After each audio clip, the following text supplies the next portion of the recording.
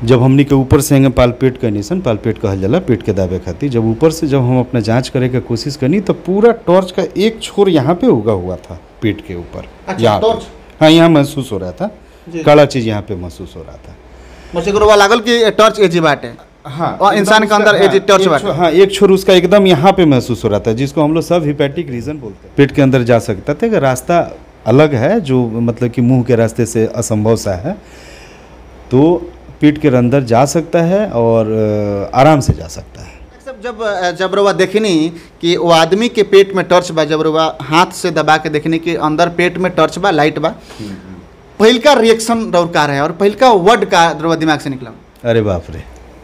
अरे बाप रे। हाँ, अरे बाप रे, ये कहा हुआ है? तो यहाँ तक साला महसूस हो रहा है। हम तो मतलब हमरा तो लागल कि मतलब आँख छेद के फिर आ गई बटे ऊपर, मतलब ये एकदम स्थिति हमको लग रहा है कि पूरा इसका चीरा दे के पेट खोलना पड़ेगा तभी जाके ये बच पाएगा। मुझे तो पहला रिएक्शन नहीं लगा, अरे बाप रे, हम जो बोले मतलब लगा कि हमको पेट खोलना ही पड़ेगा, लेकिन अपना टेक्निक बुद्धि द्वारा और आपका दूरबीन द्वारा ही हम लोगों ने पहले चेक कर लिया, बोले कि नहीं हम लोग आसानी से बेहोशी दे के और फिर हम लोग निकाल सकते हैं। तो ये तरीका से हमनी के असेसमेंट कोई नहीं सा ना कैला के बाद में हमनी के कोनो बहुत ज़्यादा परेशानी ना भइल, थोड़ा मशक्कत भइल, लेकिन निकाल दी। 1 मार्च से हमरा बुझाता है 1 मार्च से अभी के डेट में हमनी के 200 से ज़्यादा सर्जरी अभी तक सक्सेसफुली कर चुकल बानी। 200 से ज़्यादा 200 से ज़्यादा सर्जरी हमनी के कर ले बानी सन। आयुष्मान भारत के तहत नॉर्मल तो अलग बा, नॉर्मल हमनी के जोन बाटे वो अपन तो रफ्तार अपन ठीक है बा, लेकिन खाली आयुष्मान जोन लाभार्थी बड़े वो 200 से ऊपर लाभार्थी अभी तक लाभ ले चुकल बड़े हमनी के अस्पताल से। तो कुछ पेशेंट लोग बा जी रुआ बात कर ली हमनी के करे के कोशिश कैले बानी सन, और रुआ आयुष्मान के टोटली अभी जोन बाटे तो ने एक्सटेंशन हमनी के कैले बानी सन, और एक्सटेंशन में रुआ जाके अपन बाइट ले सकते नहीं। देखी कि बेहतरीन से बेहतरीन और वर्ल्ड क्लास फैसिलिटी गोपालगंज के अंदर हम देवे के कोशिश कैले बानी। अच्छा, जौन 20 से 21 बेड बढ़ौले बने जाके हम चलिए अब हमने के आगे लेके चलते हैं sir. Doctor R K. Thakur hospital के जौन सेंटर बा, जौन अस्पताल बा, आगे बढ़ चुकल बा, देख सकतन कि काम होता है, और बेहतरीन देख सकतन कि डॉक्टर आर.के. ठाकुर हॉस्पिटल के एक्सटेंड कर गई बा, मतलब कि एक कदम आगे बढ़ावल गई बा अस्पताल के, ताकि बेहतर व्यवस्था जौन बा कि रोगी लोग के पेशेंट के दिहल कदम आगे, मतलब कि आर.के. ठाकुर हॉस्पिटल एक कदम आगे बढ़ के अस्पताल के एक्सटेंड कर गई बाटे। है देखिए कि दोसर का रूम में हमने के बानी सर, जहाँ एगो पंखा और एगो एसी के व्यवस्था एजे पेशेंट के रहे खातिर बेहतरीन हमने के रूम में आयल बनी सन। एगो इहो बाटे, एमे भी पंखा, एसी के व्यवस्था, स्विच के व्यवस्था कि मरीज लोग पहुँची अपन मोबाइलो चार्ज करी, व्हाट्सअप फेसबुक सब चलत रही, और पेशेंट लोग में बैठ के अपन इलाज में हमने के पहुँचल बनी सन। हालांकि अभी कंस्ट्रक्शन में बाटे ई बिल्डिंग, मतलब कि ई जोन एक्सटेंड भइल बाटे आर.के. ठाकुर अस्पताल, देख सकत कि ये आईसीयू बाटे, जहाँ पे आईसीयू के व्यवस्था, सारा सिस्टम, सारा मशीनरी जोन बाकी आईसीयू के सारा व्यवस्था ये फिट हुई, और एक कदम आगे बढ़ के डॉक्टर आर.के. ठाकुर हॉस्पिटल के प्रयास बा कि बेहतर सुविधा मरीज के दिया। जब सरकार 5 लाख रुपया देते बा तो काहे ना ओकरा के बेहतरीन मतलब कि सुविधा देवे के प्रयास कल जाओ, ताकि वो जब ये अस्पताल से जाओ तो मतलब कि ओकरा बुझाओ कि हम अपना घर में रहनी हो, ना कि एगो अस्पताल। नाम बटे रहो? शोभा देवी। शोभा देवी कहाँ से आयल बनी? देवापुर से। देवापुर से। अच्छा, ये जोन ऑपरेशन भइल बा? हाँ। अच्छा, कौन सी का ऑपरेशन भइल? हर्निया के। हर्निया का ऑपरेशन भइल बा। तो कौना एथी के तहत होता? कोनो कार्ड उठ दिले बनी है जी? हाँ। कौन card? Smart card. Smart card. अच्छा, आयुष्मान भारत वाला जौन है फ्री में इलाज होता है, कटवा?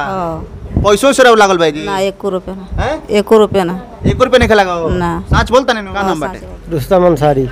रुस्तम अंसारी। कहाँ पे भैया और घर? मसरक रहो घर बा जी। अच्छा, तो अभी जौन इलाज भइल ह जी, हर्निया का ऑपरेशन भइल बा। वो हर्निया का ऑपरेशन भइल बा जी। कौना कार्ड के तहत? आयुष्मान भारत। आयुष्मान भारत जी। कौ रुपया जमा कैले बने अस्पताल में? 1 रुपया ना। 1 रुपया ना। पैसों से लागल बा कुछ? ना, कुछ पैसा नहीं लागल। दवाई वाई के पैसा लागता? ना, कोनो पैसा नहीं लागत। दवाई के भी पैसा नहीं लागल? ना ना, बिल्कुल फ्री, सब कुछ फ्री बा। सब कुछ फ्री बा जी। कोनो दिक्कत ना? कोनो दिक्कत ना। नमस्कार, हम अमरजीत कुमार गिरी रुआ देखता नहीं भोजपुरिया झकोरा। आज हम पहुंचल बानी गोपालगंज जिला में, और गोपालगंज जिला में जौन कमला राय कॉलेज बा वही रोड में स्थित बा डॉक्टर आर.के. ठाकुर हॉस्पिटल अस्पताल में पहुंचल बानी। काफ़ी खोजबीन के बाद पता चलल है कि जौन टॉर्च वाला मामला रहे, जौना आदमी के पेट में टॉर्च चल गई रहे, मतलब जौना भी माध्यम से गई हुई, जौना भी रास्ता से गई हुई, इंसान के पेट में जब टॉर्च चल जाला तो फिर का होला, फिर डॉक्टर लोग का सोचेला, कैसे ऑपरेशन होला, का कल जाला, और एकरा ऊपर और का पेट में जा सकता तमाम चीज़ पर आज हमने के चर्चा करें सन। हालांकि सदर अस्पताल से वो पेशेंट के रेफर कर दिया गई गोरखपुर खातिर, लेकिन केहू बतावल कि तू जा डॉक्टर आर.के. ठाकुर हॉस्पिटल में वो जो बेहतर इलाज मिली। कैसे वो पहुँचलन और ये पहुँच के का भइल और कैसे ऑपरेशन भइल, पेट में से टर्च के कैसे निकालल गई, ये मुद्दा पर ये बात पर और कैसे का होला जब पेट में टर्च चल जाला, लाइट चल जाला, वह टर्च के बात करता नहीं जौन रुआ स्क्रीन पर देखा नहीं विदेशी टर्च बाटे और ये पेशेंट के पेट में गई रहा और डॉक्टर रजनीश जी वो टर्च के निकलने बानी बेहतर इहें के बता पाए। डॉक्टर साहब सबसे पहले स्वागत है हमारे चैनल। जी धन्यवाद अमरजीत जी। रुआ लगातार प्रयासरत बानी तरह तरह के न्यूज़ से ये जिलावासी के फ़ायदा भी हो रहा बा हमनी के, जैसे कि पिछला आयुष्मान वाला जो हमनी के बात करनी सन, तो रुआ माध्यम से लगभग सारा जिला लोग के पता चल गई, जिलावासी लोग के, और जे भी लाभार्थी लोग रहे वो अभी लाभार्थी हो रहा बा और लाभ ले रहा बा ये फ़ायदा के आयुष्मान वाला हमनी के आर.के. ठाकुर हॉस्पिटल से। अब बिल्कुल बिल्कुल डॉक्टर साहब हम सवाल पूछा था नहीं, बिल्कुल सब लोग लाभ लेता। टॉर्च वाला मामला पर हमने की बात कर लिया, जैसे कि पता चला है कि सदर अस्पताल वो पेशेंट के रेफर कर दिले रहे गोरखपुर, लेकिन वो पेशेंट रउआ पास में पहुंच गए और पेशेंट पहुंचल तो ओकरा पेट में रउरा टॉर्च देखनी, का देखनी, कैसे कैसे का भइल, तमाम बात आज पूरा गोपालगंज जिला के जनता के बताएं। तमाम लोग जो ये सस्पेंस में पड़ल बा कि टॉर्च कैसे चल जाए पेट में और टॉर्च कैसे निकल गई है, ए पर थोड़ा सा फोकस करें। जी, मरीज हमारा पास में हमनी के अस्पताल में रात में अइले, ठीक बा। अइला के बाद में ऐसा कोनो बात ना रहे कि उनकरा के का रेफर भेल बा कि ना, लेकिन पेशेंट हमारा पास अइला नॉर्मल तरीका से, जेंगे पेशेंट हमनी के पास में आवेला, थोड़ा सा उनकर स्थिति थोड़ा ठीक ना रहे। फिर हमनी के थोड़ा सा कहनी सन कि का बात बा, कहाँ से आइल बड़ा, तो कहते कि नहीं सदर हॉस्पिटल में पहले इलाज करो नहीं सन, ओकरा बाद हमनी के केहू कहला कि वो जी जाके इलाज करावे खातिर।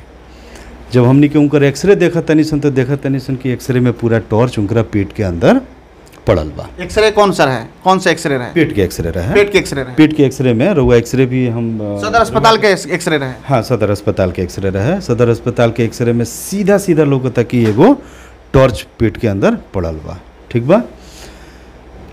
जब हमनी के ऊपर से हंगे पालपेट करनी सन, पालपेट कहल जाला पेट के दाबे खातिर, जब ऊपर से जब हम अपना जांच करे के कोशिश करनी तो पूरा टॉर्च का एक छोर यहाँ पे उगा हुआ था पेट के ऊपर। अच्छा, टॉर्च? हाँ, यहाँ महसूस हो रहा था, काला चीज यहाँ पे महसूस हो रहा था। मुझे गुरुवा लागल कि टॉर्च एजी बाटे। हाँ, और इंसान के अंदर एजी टॉर्च बाटे। हाँ, एक छोर उसका एकदम यहाँ पे महसूस हो रहा था, जिसको हम लोग सब हिपैटिक रीजन बोलते हैं। लीवर के जस्ट नीचे हिस्से तक एकदम कड़ा सा कोई चीज़ हमको महसूस हो रहा था। तो हमको लगा कि कहीं हो सकता है कि पेट के अंदर टॉर्च जाने से कहीं हाथ में छीद तो नहीं हो गया हो। तो हमने सारी जो भी जांच होना है हमने पुनः करवाया अपने से। तो सदर अस्पताल में जो जांच भई रहे ओकरा के हटा के रउरा अपना स्तर से खाली एगो एक्सरे के जांच भई रहा है, लेकिन हमनी के जोन बाटे तो और भी जांच आदमी करावल अपने से क्लिनिकली हमनी के एसेस करनी सन कि कहीं हाथ में छेद तो नहीं के हो गए। जांच करेला के बाद में जब हमनी के श्योर हो गई सन कि ना आँत में छेद नहीं के भइल, टॉर्च जौना पोजीशंस पे बा पेट के अंदर अंतड़ी के अंदर, ओकरा के हमनी के आराम से निकाल सकत नहीं सन। जब हमरा कंफर्म हो गई नहीं तो फिर हमनी के ऑपरेशन करके उनकरा के बेहोशी करके फिर हमनी के उनकरा के निकल नहीं सन। ये कंडीशन में का मतलब कि कैसे संभव बा डॉक्टर साहब कि टॉर्च चल जाए पेट में? जी संभव बा। रुआ बहुत सारा मने कि हमनी के सर्जरी के किताब रुआ के दिखा दें पेट के अंदर, मने जैसे विदेश में चाहे कहीं पे भी नशा के कंडीशंस में या कुछ के कंडीशंस में बियर के बोतल तक भी अंदर हमनी के पेट के अंदर में बा, रुआ के दिखा दें बहुत सारा। बियर के बोतल भी पेट के अंदर जा सकता है, पेट के अंदर जा सकता है। रास्ता अलग है जो मतलब कि मुंह के रास्ते से असंभव सा है, तो पेट के अंदर जा सकता है और आराम से जा सकता है। फिर ये मतलब अगर ऐसा केस होता तो पेशेंट के डेथ होके के भी चांस रहता? जी, अगर वहाँ पे मान लीजिए कुछ उसका फॉरेन बॉडी है, आंत में छीद हो गया, अगर उसका लाइट का शीशा अगर कट गया फूट गया, उसके चलते जो होता है कि आपका पैखाना का रास्ता मैंने अंदर आंतड़ी में छेद हो गया, तो आराम से डेथ तो होगा ही, ऐसा तो कि डेथ नहीं होगा। लेकिन डॉक्टर साहब जो सोशल मीडिया प्रिंट मीडिया पर एक बात की खबर चलल कि ये पेशेंट के रेफर हो गई बा गोरखपुर में और गोरखपुर में पेशेंट बा के इलाज करावता, लेकिन वो पेशेंट तो डॉक्टर आर.के. ठाकुर हॉस्पिटल में एडमिट रहे। जी बहुत लोग के जे भी इलाज यहाँ से करा के जे भी गईल बा लोग, वो लोग के तो विश्वास तो बढ़ले बा कि हाँ भाई ये तरीका की ऐसे कठिन कठिन हमनी के ऑपरेशन करके जी से मरीज के निकाल ले बनी ई सन। पहिल का ऑपरेशन रहल हुआ अब तक के प्रैक्टिस में? ये तरीका के पहिलका बा, लेकिन पढ़ले हमनी के बानी सन बहुत। अच्छा डॉक्टर साहब, जब रउआ देखनी कि वो आदमी के पेट में टर्च बा, जब रउआ हाथ से दबा के देखनी कि अंदर पेट में टर्च बा, लाइट बा, पहिल का रिएक्शन रउआ का रहे और पहिल का वर्ड का रउआ दिमाग से निकला? अरे बाप रे अरे बाप रे, हाँ, अरे बाप रे, ये कहा हुआ ये तो यहाँ तक साला महसूस हो रहा है। हम तो मतलब हमरा तो लागल कि मतलब आँख छेद के फिर आ गई बटे ऊपर, मतलब ये एकदम स्थिति हमको लग रहा है कि पूरा इसका चीरा दे के पेट खोलना पड़ेगा तभी जाके ये बच पाएगा।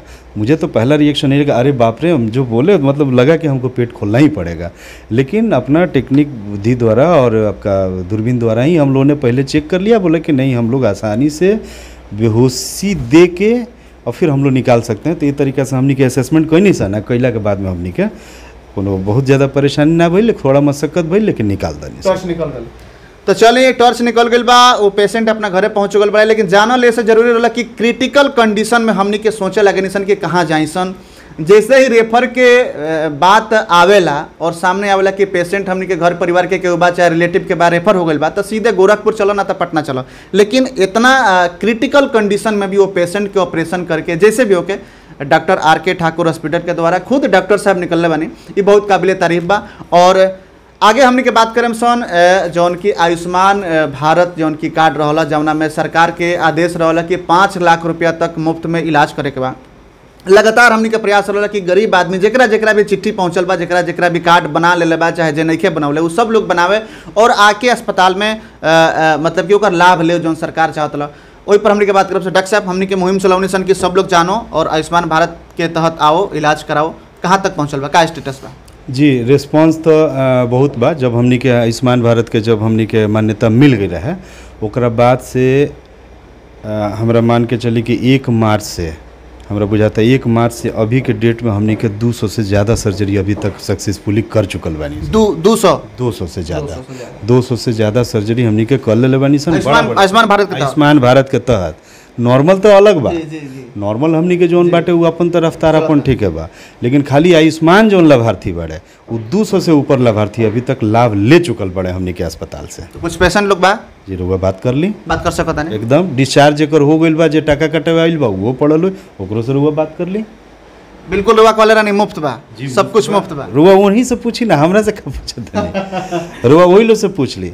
अस्पताल में जब अंगूठा लग गया, मतलब जब अंगूठा लग गई, अंगूठा फिर जाए के टाइम में लग गई, ओकरा बीच में 1 रुपया का कुछ नहीं मरीज को। अच्छा डॉक्टर साहब, जैसे कि आयुष्मान भारत के तहत मार्च से लेके अब तक ले बताओ था कि 200 से 250 पेशेंट के ऑपरेशन सक्सेसफुली हो चुका है। तो ये जो पेशेंट बारे मतलब कि सिर्फ गोपालगंज जिला से बारे कि गोपालगंज जिला से बाहर भी लोग पहुंचा था आयुष्मान भारत के तहत? ना पूरा गोपालगंज से बाहर के भी लोग बा।